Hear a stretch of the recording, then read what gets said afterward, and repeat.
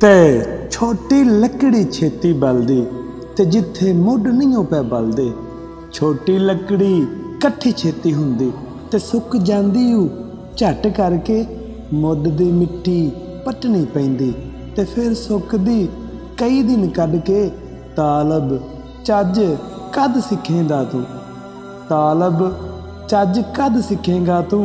ते अग बलदी कुछ करके, ते अग बलदी कुछ करके।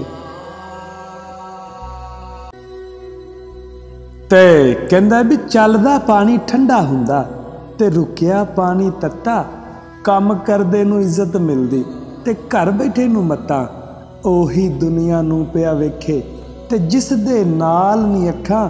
तालब बाग जे गोडिया होवे ते फल लगदे नी लखां, ते फल लगदे नी लखां।